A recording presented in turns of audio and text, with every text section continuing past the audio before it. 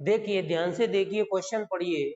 एक सेल के ईएमएफ का परकलन करो। सेल का ईएमएफ हमें फाइंड करना है, मतलब ई सेल, जो कि फॉर्मूला लिखा है ई सेल बराबर E0 minus 0.059 upon N log product upon reactant, जिसमें निम्न अभिक्रिया होती है जबकि E0 cell equal to 1.05 volt है। माने E0 सेल हम पहले के क्वेश्चनों में निकालते थे, ये क्वेश्चन उनसे थोड़ा सा सरल है क्योंकि इसमें E0 सेल उसने पहले से ही दे रखा है। और ये दी हुई है सेल अभिक्रिया। इस सेल अभिक्रिया से हम एनोड कैथोड पहचानते थे, लेकिन इसमें तो आपको एनोड कैथोड भी नहीं पहचानना, सिर्फ एक ही फॉर्मूला लगाना है, ये वाला। ठीक है, तो आप सीधे लिखोगे ननस्ट समीकरण से, लिखते जाओ E cell equal to E0 cell minus 0.059 upon N log base 10 product upon reactant, मतलब प्रोडक्ट की सांद्रता अपॉन रिएक्टेंट की सांद्रता। E0 सेल कितना दिया है 1.05 minus 0.059 upon N, log N की जगह कितना लिखूं बताओ। इसमें कितने इलेक्ट्रॉन का आदान प्रदान हो रहा है, देखो ध्यान से, ये 2ni में कन्वर्ट हो रहा है, ni से मतलब 2 इलेक्ट्रॉन ये क्या है निकाल रहा है। तो ये Ag प्लस कितने Ag है 2, ये 2 ले रहा है, कुल मिला के इलेक्ट्रॉन का आदान प्रदान हो रहा है नंबर ऑफ इलेक्ट्रॉन्स का कितने 2, तो इसमें नीचे आ जाएगा 2 लॉग बेस 10। अब देखो प्रोडक्ट क्या है इसमें, ये दोनों प्रोडक्ट हैं, लेकिन तुम ध्यान से देखो ये तो सॉलिड है, तो इसकी सांद्रता तो क्या होगी इकाई, तो इसको तो लिखने की जरूरत नहीं है, सिर्फ क्या लिख दो, इसको लिख दो Ni, और Ni2 प्लस की सांद्रता, ऐसे लिखते हैं Ni2 प्लस की सांद्रता अपॉन ये जी, ये क्या है, ये तो सॉलिड है Ni यहाँ पे, तो इसकी सांद्रता तो इकाई होगी, इसको हम कैसे लिखते हैं Ag प्लस की सांद्रता। अब बताओ इस पे घात कितनी लगेगी 2, जो मोल होते हैं उसकी लगती है इस पे घात, यहाँ पे 2Ag मत कर देना, ये द्रव्यानुपाती क्रिया के नियम से यहाँ पे 2Ag नहीं होता, जो मोल होते हैं उनकी लगती है सांद्रता पर घात। ये हमने बहुत अच्छे से 11 तुम पढ़ा होगा, नहीं पढ़ा तो अभी समझ लो, ये जो मोल होते हैं उनकी सांद्रता पे लगती है घात। अभी तक 1 मोल आ रहा था तो हमें पता ही नहीं चल रहा था, ऊपर घात कितनी लग रही थी 1, अब आ गए 2 तो हमें घात लगानी पड़ेगी 2। अब देखो सॉल्व कर लो, 0.5 माइनस इसका भाग दे दोगे तो ये आ जाएगा 0.03, वही वाला बात, 9 हटा तो ये 6 हो गया, 6 में 2 का भाग जाएगा 3 times, log base 10 Ni nickel की सांद्रता ये दी हुई है 0.160 अपॉन Ag प्लस की सांद्रता 0.002, ठीक है 0.160, और इसको कितनी बार लिख लो 2 बार, 0.002 इंटू 0.002, ऐसे लिखना पड़ेगा क्योंकि घात कितनी लगी है 2। अब हटा लो, ये हट जाएगा इससे, अब आ गया 1.05 माइनस 0.03 लॉग बेस 10, ठीक है, ऊपर कितना 160, नीचे कितना, अच्छा ये भी हटा हुए तो ऊपर कितना आ जाएगा 10 पे घात 3 आ जाएगा, इससे तो ये हट ही गया, इसका 10 टू द पावर 3 अपॉन 2 दूनी 4 इंटू 10 टू द पावर 3, ये काट लो 4 चौक 16, तो ये कितना आ गया 1.05 माइनस 0.03 लॉग बेस 10, और ये ऊपर कितना बचा 40। अब इस 40 को मैं यहाँ क्या कर दूं 10 टू द पावर 4 कर सकता हूँ, 10 टू द पावर 4 हो गया, तो देखो 1.05 माइनस 0.03 इंटू, इसमें एक फॉर्मूला लगा दो log 4 plus log base 10 10 to the power 4, ये एक फॉर्मूला होता है ना ये वाला a इंटू बी, तो log a plus log b।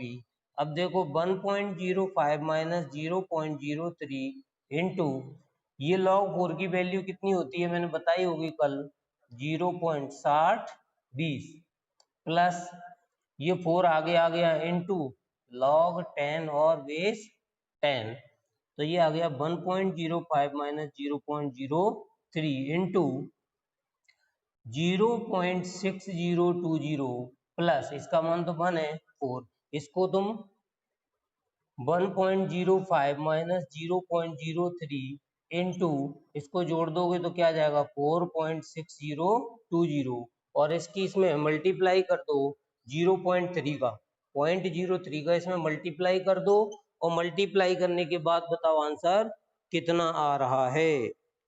0.911, ठीक है सही है, उसमें कुछ नहीं है, वो तो कैलकुलेट करनी है, उसमें कोई दिक्कत थोड़ी है, तुम्हें कैलकुलेशन करनी है, कुछ भी नहीं है, इसका मल्टीप्लाई कर लेना और इसमें से घटा देना, जो आंसर आएगा वही है। और किसमें आएगा वोल्ट में, ये आ गया ई सेल। अब नेक्स्ट क्वेश्चन देखते हैं, pH इक्वल टू Da10 के विलयन के संपर्क वाले हाइड्रोजन इलेक्ट्रोड के विभव का परिकलन करो। सिंपल सा क्वेश्चन है, लेकिन इतना आसान नहीं है कि तुम इसे देखते ही हल कर दो, क्योंकि उसमें दिया क्या है, सिर्फ pH दिए है।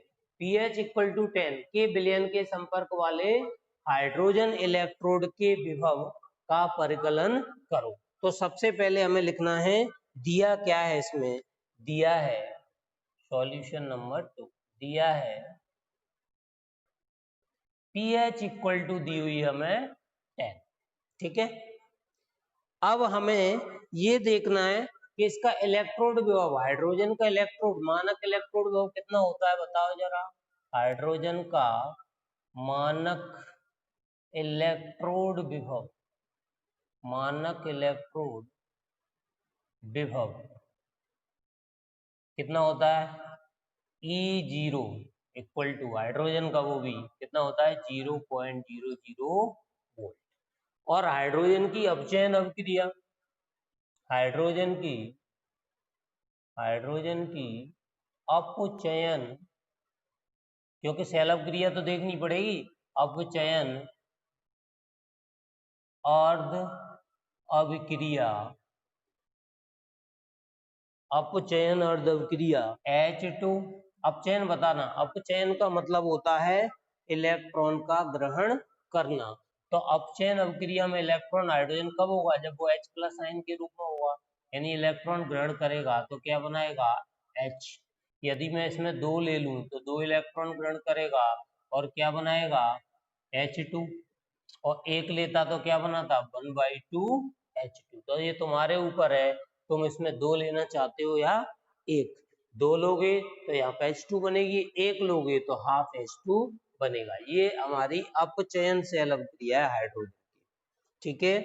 तो बताओ इसमें हम एक फॉर्मूला जानते हैं, देखो ये लिखा है H प्लस आयन बराबर, एक सूत्र होता है जो 11th में तुमने पढ़ा होगा, H प्लस आयन बराबर 10 टू दी पावर माइनस के pH, H प्लस आयन बराबर 10 to the power minus pH।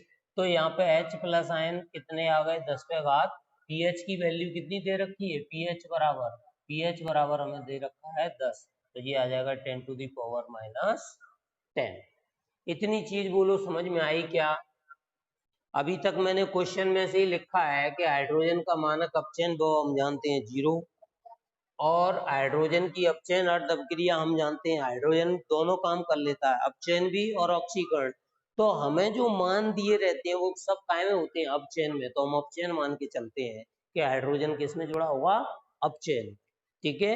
यदि हाइड्रोजन से ऊपर वाला होगा तो वो एनोड, वो ऑक्सीकरण में होगा, ये अपचयन में होगा, नीचे होगा तो ये खुद ऑक्सीकरण करेगा। अब इसमें चूंकि एक ही इलेक्ट्रोड है तो हम अपचयन की लिखेंगे, क्योंकि हम अपचयन का ही मान जानते हैं। हाइड्रोजन की अपचयन अर्ध अभिक्रिया ये है। अब इसमें लगा दो ननस्ट समीकरण, तो तुम्हारा आ जाएगा E, ठीक है। ननस्ट समीकरण से, ननस्ट समीकरण से, इसमें जरा सभी लोग ननस्ट समीकरण लगाना, E बराबर E0 minus 0.059 upon n product की सांद्रता अपॉन रिएक्टेंट की सांद्रता, यही होता है। अब देखो E बराबर हाइड्रोजन का मानक अपचयन बल कितना है 0 माइनस 0.059 अपॉन n का मान, n क्या होती है इलेक्ट्रॉन कितने हैं 1 लॉग वेस 10 प्रोडक्ट इसमें क्या है ये रहा। अच्छा ये गैस है तो मैंने तुम्हें बताया कभी भी गैस की सांद्रता को हम लिखते हैं तो पता है कैसे लिखते हैं पार्शियली H2 पे घात कितनी है 1/2।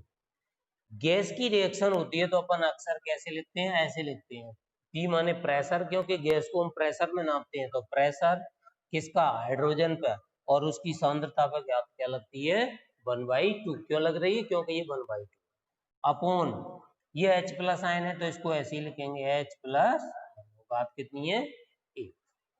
ये चीज 11th में हमने पढ़ी भी है कि जब भी कोई अभिक्रिया गैस के रूप में हो तो हम उसे कैसे लिखते हैं उसकी सांद्रता को P और जो गैस है उसका नाम सरफिक्स में और उस पर घात वो लगती है जो उसके मोल होते हैं। ठीक है यहाँ तक क्लियर हुआ। अब देखो E बराबर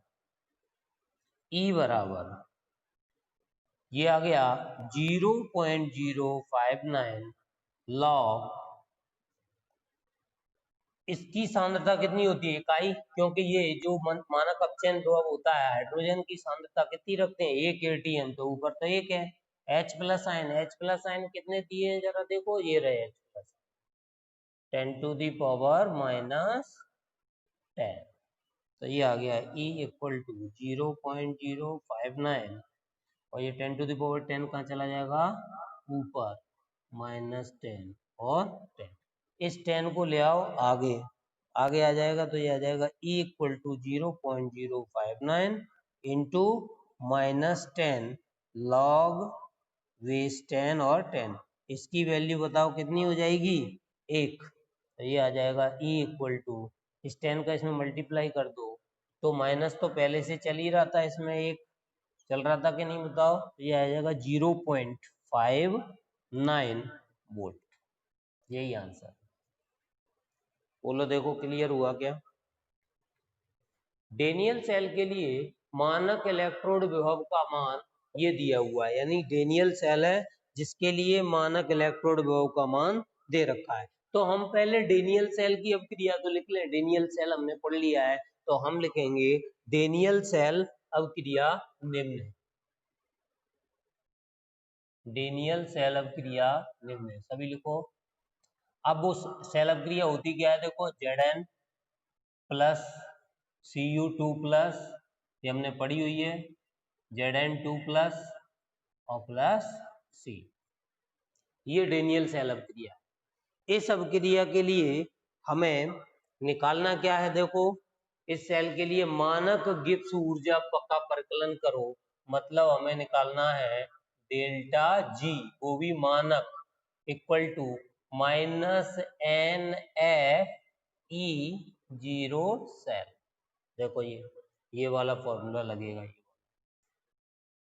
G0 के NFE0 सेल, ठीक है। और इसके लिए हमें दिया क्या है बताओ, इसमें n इक्वल टू क्या दिया है 2 इलेक्ट्रॉन का आदान प्रदान, तो n का मान तो कितना है 2, F कितना होता है 96,500 कूलम, और E0 सेल कितना दिया है ये चेक करो, E0 सेल इसमें दिया है डेनियल सेल के लिए मानक इलेक्ट्रोड विभव ये दिया है 1.1 वोल्ट। ये सारे क्वेश्चन एनसीईआरटी के हैं, बहुत अच्छे क्वेश्चन है। अब मान रख दो delta G equal to Gibbs ऊर्जा परिवर्तन -2 इंटू 96500 इंटू 1.1, इन सब का कर लो मल्टीप्लाई तो ये आ जाएगा 212, इतना आ जाएगा देख लो। और ये देखो कूलम इंटू वोल्ट, देखो इसकी इकाई क्या हो गई कूलम, इसकी वोल्ट, और ये किस में निकाल रहे हैं प्रति मोल, कूलम वोल्ट प्रति मोल। और एक चीज तुम जानते हो कि कूलम वोल्ट बराबर होता है 1 जूल के, यानी एक इकाई होती है फिजिक्स में पढ़ोगे कूलाम और वोल्ट का गुणनफल 1 जूल के बराबर होता है, तो मैं यहाँ पे क्या लिख सकता हूँ, 212300 जूल प्रति मोल। 1 कूलाम वोल्ट बराबर होता है 1 जूल। देख लो, स्क्रीनशॉट ले लो, बोलो समझ में आया तो चलेगा। माइनस कहाँ जाएगा, माइनस कहीं नहीं जाएगा, माइनस लास्ट तक आएगा, माइनस है। पहले क्वेश्चन लिखने से ये फायदा हो जाता है कि अपना ये टाइम बच जाता है। यदि एक धात्विक तार में, कोई धातु की एक रॉड है, तार है, 0.5 एम्पियर धारा 2 घंटे के लिए प्रवाहित होती है, तो हमें क्या दिया हुआ है, धारा I इक्वल टू 0.5 एम्पियर, और क्या है, समय t बराबर 2 घंटे। इस 2 घंटे को हम यदि सेकंड में बदलें तो 60 गुणित 60, 2 बार 60 का गुणा करेंगे, पहले बदलेंगे तो मिनट में और फिर 60 का गुणा करेंगे तो सेकंड। अब ये आ गया अपना सेकंड, यानी कि t इक्वल टू आ गया 2 इंटू 6 और 6 का 3600। इस 2 को अभी तुम हटाओ मत, यानी 36 दूनी 7200 मत करो, इसकी अभी जरूरत पड़ेगी। तो क्यों अपन सॉल्व करें, क्योंकि हमें यहाँ आंसर तो लाना नहीं है, ऐसा लिखें, इसकी आगे जाके जरूरत पड़ेगी। ठीक है, अब देखो, हम एक फॉर्मूला जानते थे, आवेश बराबर, तुमने पढ़ा होगा Q बराबर I T, पढ़ा था, ये हमने पढ़ाया था प्रथम नियम, फैराडे का प्रथम नियम, यानी कि किसी परपथ में प्रवाहित होने वाले आवेश की मात्रा किसके बराबर होती है, विद्युत धारा और समय के गुणनफल के बराबर होती है। ठीक है, या I बराबर Q अपॉन T, धारा बराबर Q अपॉन T, ये हमने पढ़ा है। तो Q बराबर क्या होगा, I T। और एक हमने पढ़ा था कि n मोल इलेक्ट्रॉन पर उपस्थित आवेश की मात्रा को हम क्या बोलते हैं, Q, n फैराडे बोलते हैं कि नहीं, n मोल इलेक्ट्रॉन पर उपस्थित आवेश की मात्रा को क्या बोलते हैं, n फैराडे। तो देखो ध्यान से कि n मोल इलेक्ट्रॉन Q के बराबर है और I और T Q के बराबर, तो बताओ, एक फॉर्मूला आ गया, n इंटू E बराबर I T, जहां n क्या है, मोल संख्या, n क्या है, इलेक्ट्रॉन की संख्या, इलेक्ट्रॉन की संख्या के कितने इलेक्ट्रॉन है, और E क्या है, आवेश, आवेश कितना होता है, 1.6 इंटू 10⁻⁻19 कूलम। बोलो ये जानते हैं कि नहीं अपन, E बराबर इलेक्ट्रॉन पर आवेश, E है आवेश, किस पर, इलेक्ट्रॉन पर आवेश, और इलेक्ट्रॉन पर आवेश कितना होता है, ये मैंने कोष्टक में लिख दिया, 1.6 10⁻⁻19 कूलम। और n क्या है, इलेक्ट्रॉन की संख्या, नंबर ऑफ इलेक्ट्रॉन्स, जैसे 2 इलेक्ट्रॉन देता था 2 फैराडे बनता था, 4 इलेक्ट्रॉन तो 4 फैराडे बनता था, ऐसे ही ये n क्या है, इलेक्ट्रॉन की संख्या। हमें इस क्वेश्चन में निकालना क्या है, तार में कितने इलेक्ट्रॉन प्रवाहित होंगे, मतलब हमें ये n तो फाइंड करना, n तो हमें फाइंड करना है। अब देखो हमें दिया क्या क्या है, n इंटू ई कितना है, 1.6 10⁻⁻19 कूलम इक्वल टू आई कितनी दी है, 0.5 इंटू टी कितना दिया है, ये दिया है 2 इंटू 3600, इतना समझ में आया।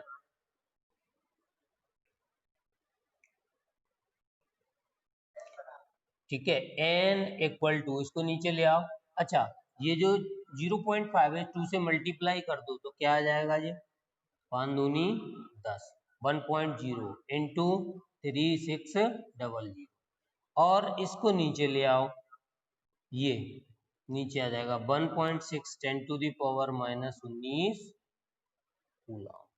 अब आप उसको सॉल्व कर लो, ये मैं दशमलव हटाऊंगा तो ये क्या हो जाएगा, 10, तो ऊपर कितना बचा, 10 गुणित 3 600 अपॉन 16। अच्छा, इस 10⁻−19 को 10⁻+19 तो कर सकते हैं, देखो कर सकते हैं ना। अब इसको काट लो, 4 नाम 36 और 4 चौक 16। ऊपर कितना बचा, 900 एक जीरो ये 000 अपॉन 4 इंटू 10⁻19। 4 का भाग दे लो, 2250 इंटू 10⁻19।